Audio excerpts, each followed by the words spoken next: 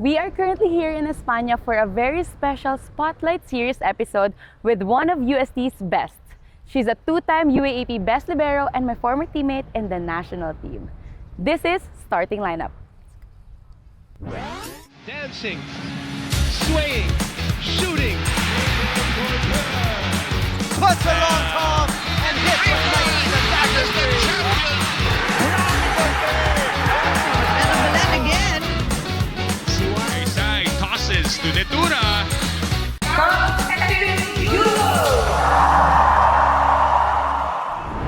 Ongoing na ang UAAP Season 88 at dahil UST ang host, we invited someone who is very special for the UST Golden Tigresses. Let's all welcome in the show, Bernadette Det Pepito. Hi Det! How are you? Okay lang po. Parang hindi okay. Okay lang po. Yan, I love that energy. So to start off our interview in this episode, I know how important your family is to you and your volleyball journey. Can you talk about your family, your dynamics with them? Yung family ko po, yan, parang lahat po sila volleyball player. So, Yung mga ate mo, no? opo, doon po talaga nag-start yung hilig ko dahil sa kanila. Nakita ko silang naglalaro ng volleyball. And yung nakita ko kung paano sobrang laking tulong po nung volleyball sa buhay namin. Yung parang sa buhay nila na ayun, nakakapag-aral po ng libre. Yes. May mga libreng dorm, gano'n. Yung family din po kasi namin, parents ko po hindi din, ano tawag ito? Financially gifted ba? Yes. Yung gano'n ba? Tapos, yun, sa volleyball po, parang nakita ko na makakatulong sa future namin and yun, sa parents ko po talaga. Yeah. Ano yung naging reaction ng parents mo nung nalaman nila na maglalaro ka sa UST? And may idea ba sila kung ano yung UST before? Actually, yung si Ate Marge po, yung panganay po ng ng Ate mo? ate ko po, panganay namin. Siya po talaga yung nag-push sa akin na mag-UST kasi nga dapat po mag-UE ako.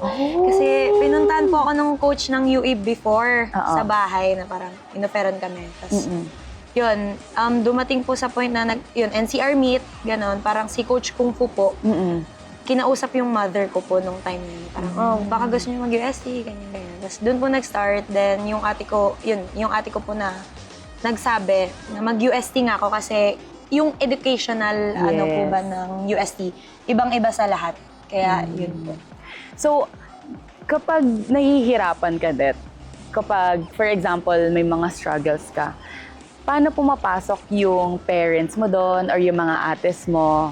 Di ba, nag-libero din yung mga ates mo? Tama ba ako? Humingi ka ba sa kanila ng tips? Actually, ang kasama ko po sa bahay kasi si Ate Marge. Ano po, pagka minsan nahihirapan ako talagang, syempre, kailangan ko ng tulong ng ate ko. Yung mga advice. Kasi hindi po ako masyadong makwento sa magulang ko. Kasi parang for the jolly-jolly lang kasi ako sa bahay na pag dumadating ako, pag umuwi ako, gusto ko napapasaya ko lang sila. Parang hindi ko po pinapakita na malungkot ako. Or if makikita man nila na malungkot ako, alam nila. Tapos parang, iibay na lang yung topic na parang kakanta-kantahan kami sa bahay. Mga ganun po na moment. Umuwi ka ba sa inyo kapag, di ba, training Mondays to Saturdays, usually yung schedule? Kailan ka umuwi sa inyo? And ano yung ginagawa mo with your family na parang para mawala yung stress mo sa practice and sa school? Tuwing weekends po. Last time po. Kaso ngayon, since parang may pahinga po kami ng weekdays, parang Thursday, mga ganun. So, di na po ako masyadong nakaka-uwi. Pero pag umuwi po talaga ako ng bahay, yun nga, yung karaoke talaga na dahil yung tatay ko, tuwa sa boses ko na parang hindi ko alam kung proud ba siya sa boses ko o sinusuportahan na lang niya ako. Pero yun po, laking bagay po na nakakalimutan ko yung side ng volleyball na parang, okay, family, happy-happy. Ganun. Iba din talaga kapag nasa presence ka ng family mo, no? Parang ang gaan-gaanan sa pakiramdam. Nung nagsa-start ka ng mag-volleyball, Det, ano yung pinaka-dream mo for yourself or for yourself muna?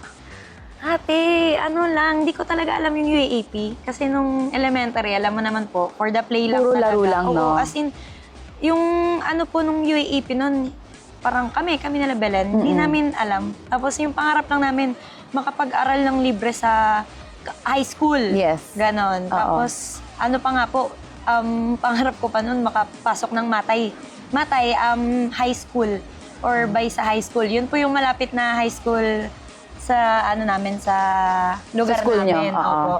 So, ayun po. Nung pumasok ka ng UST, tas nakita mo na ang daming opportunities and nakita mo na may mga possibilities pala na pwede kang marating. Ano yung dream na nag-iba for you and your family? Ngayon po, Oo. parang I think yung pinakamalaking impact po talaga ng volleyball for me, yung financial, Stability. yes. Kasi lalo ngayon na, yun nga po, iba na yung parang fame ng volleyball ngayon Oo. na parang halos mapantay po sa basketball, di ba? Parang dati po kasi basketball lang yung medyo sikat. Yes. Ngayon na umaangat po yung volleyball, mas dumadami po yung supporters, mga sponsors, gano'n. Tapos parang nagulat lang ako na parang, anong tawag ito? Kaya po pala niyang makatulong, hindi lang, yun nga, sa schools. I mean, sa academics, hindi lang po sa academics. Hindi lang libre yung tuition Opo, fee yung mga at ganun. more Parang than that. More than that, na parang, mas nakaka-excite kasi parang nasusuklian lalo yung pinaghihirapan ko. Speaking of pinaghihirapan, di ba syempre mahirap talaga i-balance yung ACADS and yung sports. Ano yung drive mo para mag-continue ka? Kasi at some point, mararamdaman mo talagang nakakapagod, di ba? Especially you're supporting also your family, and then now iba yung role mo. So ano yung drive mo talaga to keep going? Family ko talaga, ate. Oh. Every time na, pagka nasa point ako na, syempre, di naman laging Of for the go course. yung energy mo, di ba? Pero mas marami pa rin times na parang ayaw mo na, Oo. nalulungkot ka na, parang tinatanong mo sa sarili mo if kaya mo. Every time na nafe-feel ko yon, ate, parang lagi kong titignan yung family ko, pictures, or pag uuwi ako, tinitingnan ko sila. Tapos parang, hindi ako pwedeng sumuko lang ng basta-basta kasi pangarap ko magkaroon ng sariling bahay. Hello, gusto ko din yun. Ay, naiyak. Ayun, pangarap kong magkaroon ng sariling bahay yung pamilya ko, yung parang, yun nga, gusto ko nakikita ko silang nagre-relax na lang, wala nang Yes. iniisip. Tapos yun, doon na lang parang, ay okay, gagalaw na lang yung katawan ko na hindi pwedeng mapagod, hindi pwedeng sumuko. Kasi may kailangan ka pang,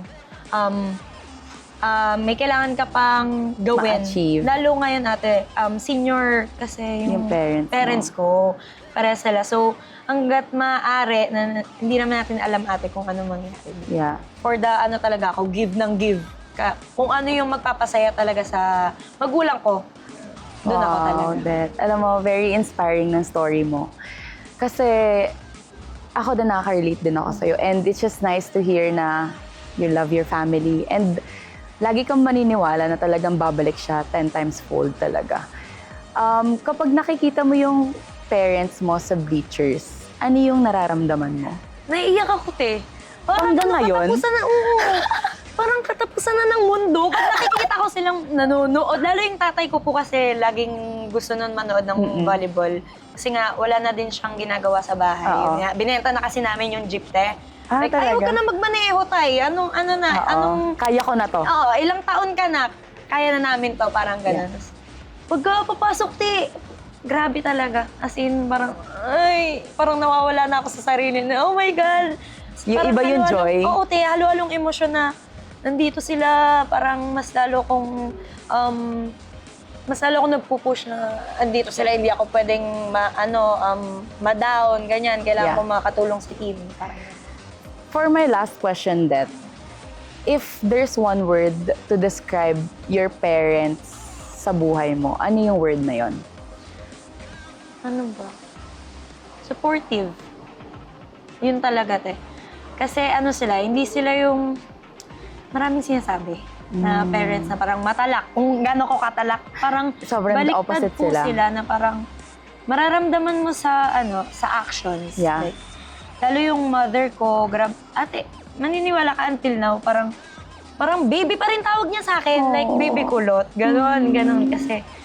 Parang, grabe sila anong tawag ito? Grabe nila ako asikasuhin. Tapos yung tatay ko pag tumatawa, ganyan, "Hi, baby!" Parang, yung ganun ba na, Baby ka opo, nila. Parang hindi ako makapaniwala na, sobrang swerte ko sa parents ko kasi, yun nga, ganun po sila. Lalo na sa sitwasyon ko ngayon, mas, di ba, yung mga downs mo, mas kailangan mo ng support Talaga. na, yun nga, actions yung mas nararamdaman mo sa kanila. That's so beautiful, Det. And madami pa tayong pag-uusapan kasi medyo, hinga ka muna kasi medyo nagiging emotional na si Det. But we will talk more about your life and also your journey here in UST sa pagbabalik ng starting lineup.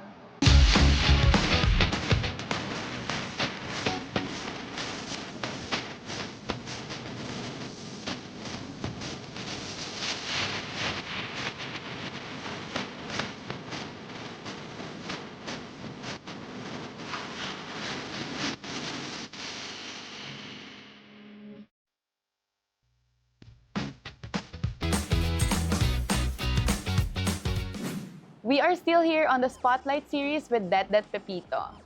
Okay, Det, let's talk about your UST career naman. Ano yung feeling mo nung rookie year mo? Can you explain to us kung ano yung excitement na naramdaman mo nung season 84 yung rookie year mo, di ba? Actually, ate, yun yung before ng 84, yun yung alas tayo. Oh, pandemic. Opo, Yes, parang national iba team. yung kumpiyansa ko nun sa sarili ko na, kaya ko to. Kasi parang Naglaro ang tayo. dami ko pong natutunan sa alas, sa international experience na parang yun yung point na parang hindi ako kinabahan nung 84 Talaga? ate. Tapos di ba parang ano pa nun, wala pa masyadong audience. Oo. Kaya iba yung Lower feeling na box parang, lang. opo, parang normal na tune-up game lang yung time na yun. Kaya, ayun, tapos excited din po ako nung time na yun kasi naging teammate ko ulit sila ate.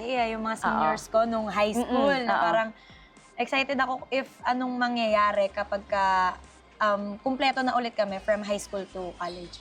Hindi ka ba nainip? Kasi may time nun, di ba, nag-K-12?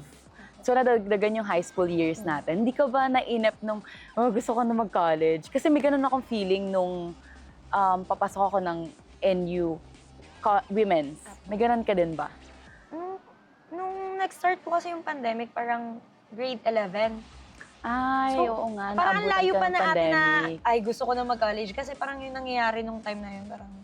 Nasa iba yung focus Opo, mo. iba po yung focus Oo. ko na, ay, kailangan ko kumayod. Yung Oo. talaga, yung na parang hindi ko na naiisip yung college eh. Kasi parang, paano kami makakasurvive? Ganon, yun yung nasa utak ko na. Okay. So, how was your pandemic life? Kasi, di ba, training, kailangan, naka-Zoom call. Di ba, Opo. sobrang hirap? Naka-video po yung sa amin. Saan ka nagta-training noong time Sa na yun? bahay po. And then, Parang- kasi creativity yan eh. Opo. Ano yung ginawa mong pagbubuhat nun? At pag-workout? yung mga galon-galon sa bahay namin, inaano ko, as in, nilalagyan ko ng tubig. Tapos, yun talaga yung mga talagang pagiging creative na ginawa ko. Nag-bubble kayo, di ba? Opo, nung before, yung pa 84 po. Nung pa 84. Ano yung preparation ninyo nung bubble na yun? And what was your mindset? Kasi, yun nga, yung parang yung struggle natin na, oh my gosh, hindi pwedeng magkaroon ng sakit yung isa. Totoo. And then at the same time, you have to perform pa din. So, paano kayo nagpe-prepare nun mentally? Sobrang hirap nun, te. Kasi kulong lang. Parang, And then also, malayo tayo sa family. Opo, parang first time yun na bawal umuwi, bawal mong makita yung family mo. Parang talagang patibayan na lang ate. Tapos kung Tibay talaga, no? Tapos, yun nga, yung parang dun mo din makikita kung paano kayo bubuo. I mean, kung paano nyo magagamit ng maayos yung bonding nyo ba? Kung paano, Parang it forced us to accept yung differences ng mga teammates Oo, natin kasi wala tayong choice. Wala tayong choice kasi sila lang yung kasama. Every day, di ba? Okay, nung 86, forward tayo dun sa magandang season ninyo. Umabot kayo ng championship. Tama ba ako? Opo. Ano yung mindset ng team coming to that season? Kasi 84-85, na-short kayo Tama ba? 4th place kayo ng time na yon. Opo ata. Actually, di ko na matandaan. But yeah, based on our research, 84, 85, medyo nag-short kayo. And then 86, pumasok kayo ng championship. Ano yung mindset ng team ng time na yon? Before nung 86 kasi di ba, ako na lang yung parang medyo senior na natira nung 86. Tapos, talagang no expectation. Yun yung laging ng team na, no expectation. Laro lang Maglaro tayo. Tapos yun, nagulat kami tayo, natalo namin kayo nung first game po namin. First game po ng 86 NU. Tapos parang 3-0 po ata yun. Tapos parang nagulat kaming lahat na, OMG, kaya pala namin. Yung parang ganon. Doon palang, yun na, ang taas na ng kumpiyansa ng isa't isa. Ikaw na ba yung captain nito? Opo, first. Ikaw na First yung time. captain. Yun po yung first time ko sa collegiate na captain. So, nung nag-captain ka, naramdaman mo ba yung pressure?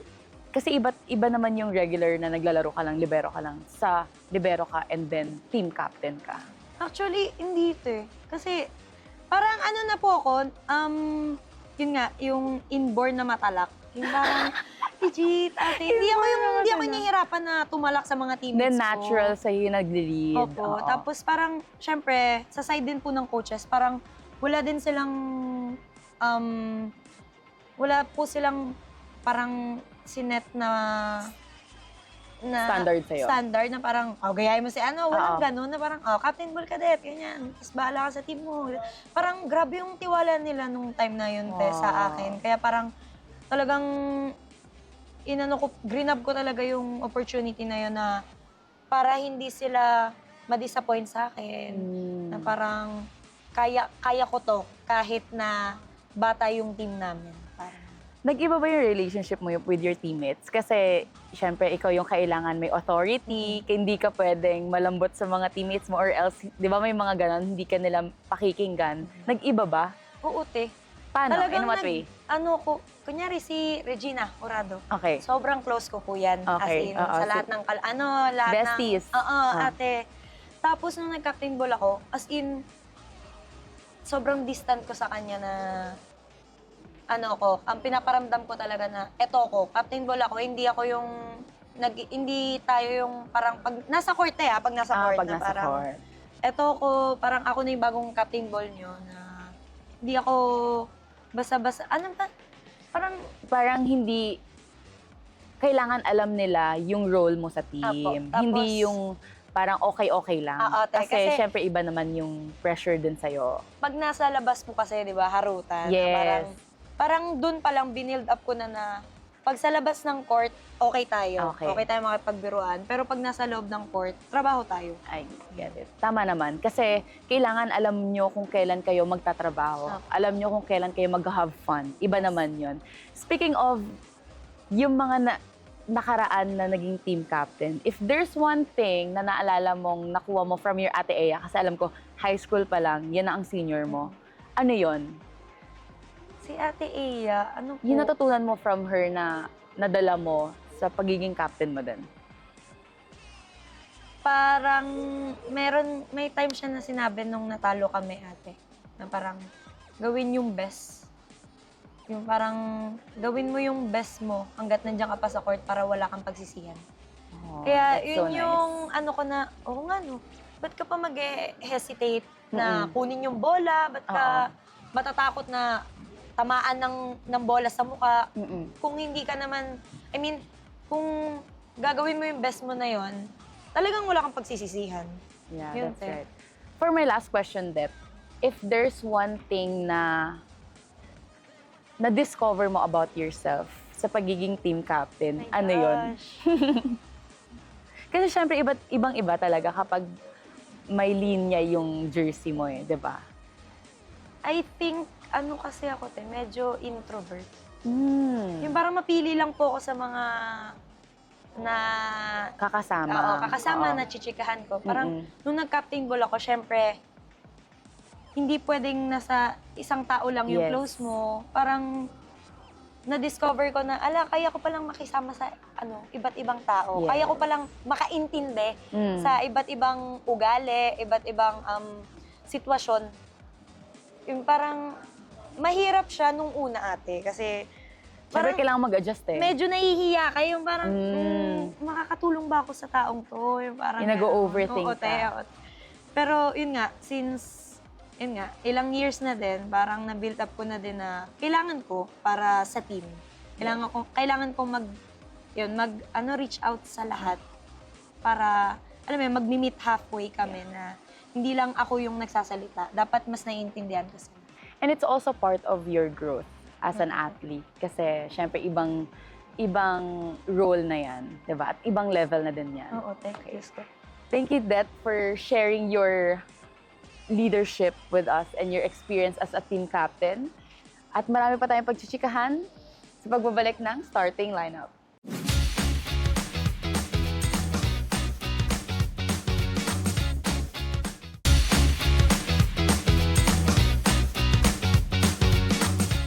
Kasama pa rin natin ang captain ng UST, Det Pepito.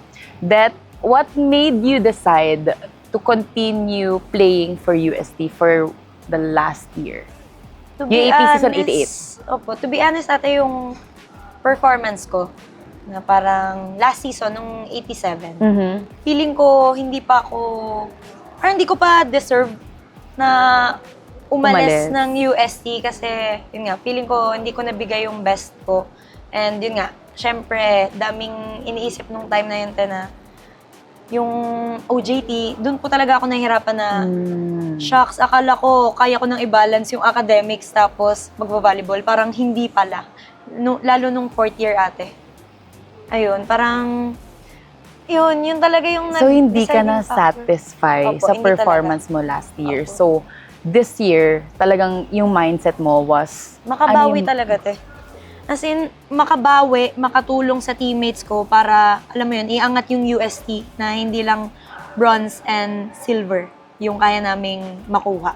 Sa lahat ng naging achievements mo, kasi parang nabanggit mo, hindi ka nasa-satisfy. Like yung last UAAP, hindi ka na-satisfy. Pero, ang dami mong naging achievements, di ba? Best libero ka nung high school, ilang best liberos yun. Parang sabi namin, kaya ba natin tukunin kay Det? Kasi parang, there's no way. Tapos, college, second year, di ba, nag-best libero ka? Or first year?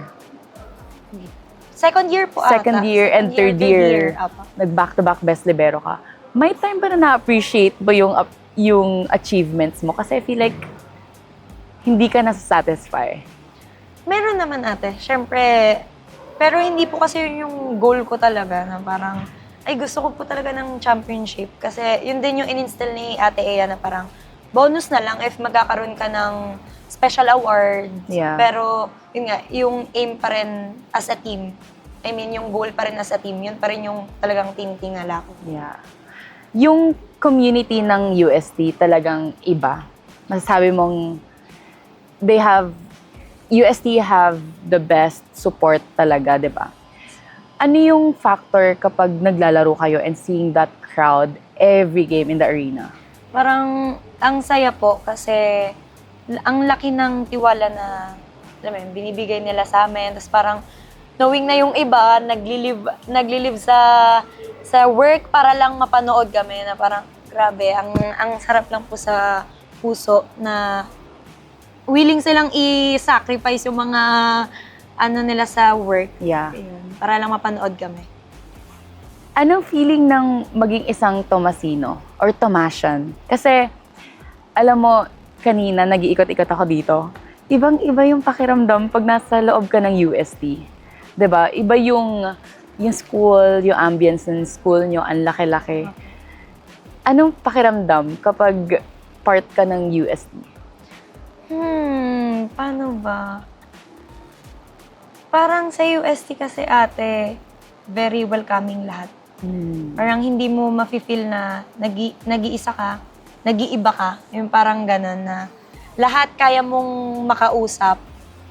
Lahat ng tao dito kaya mong mahingyan ng tulong. Yung parang ganun po. Tapos, hindi lang po, ayun, yung parang support din po nila father, ng mga coaches. Parang family ba na, second family mo po Yeah. talaga sila. Hindi mo mararamdaman na player ka, coach ka. Parang kahit sa labas po, I mean, especially sa labas, parang tatay mo na sila, yung gano'n. Tapos, siguro yung isa sa mga nakaka-proud dito, yun nga, especially yung student athletes po, parang hindi lang po talaga volleyball, I mean, hindi lang po sports yung talagang Focus. pina-priority po nila, kundi yung, syempre, yung academics and kung ano yung matutulong na academics sa future namin. Wow, that's so nice. Ano yung legacy na gustong iwan ni Dat Pepito for the UST community? I think nagsimula kasi kami sa maliliit ate. So parang doon gusto kong i-instill sa mga bata na kahit anong height mo or alam mo yun, kahit anong height natin, pero if mangingibabaw yung puso, yung pusong tigre, yung gano'n na ano, kaya nating talunin kahit sino pa yan. Yung parang gano'n tayo na lalaban kami kahit na anong height ko? Kahit na 5'2" lang ako, yung gano'n. Kaya naming manalo sa mga mas malalaki sa amin. Parang gano'n. How about those aspiring athletes or even students na papasok sa UST Dat? Ano yung message mo sa kanila as someone na who studied and played for UST for how many years? 11 na po 11 ata. years. Ano message mo sa kanila? Walang madali. Talagang dito sa UST, lahat pinaghihirapan. Kaya kailangan mas habaan ng pasensya sa sarili, pagtiyagaan lahat ng nangyayari, and lahat po talaga ng nangyayari may purpose po talaga. So, yun, trust the process. Yun po. And for my last question then, as the team captain of the UST women's volleyball team for season 88, anong message mo to your teammates and to your coaches? Oh my gosh, hindi ako ready dun. To my teammates and coaches, para sa inyo talaga kung bakit ako nagstay. So, sana makamit natin yung gusto nating goal this season and makakaasa kayo sa akin na gagawin ko yung best ko para makatulong sa inyo. And yun, sa UST community. So, tsagain lang natin kahit anong mangyari. Pagkatiwala natin yung isa't isa, yung kasama natin. And syempre, under Coach Chuck's system, kailangan nating magtiwala sa kanya. Thank you, Dat, for joining us. And thank you guys for watching. I am Jennifer Nierva, and this is Starting Lineup.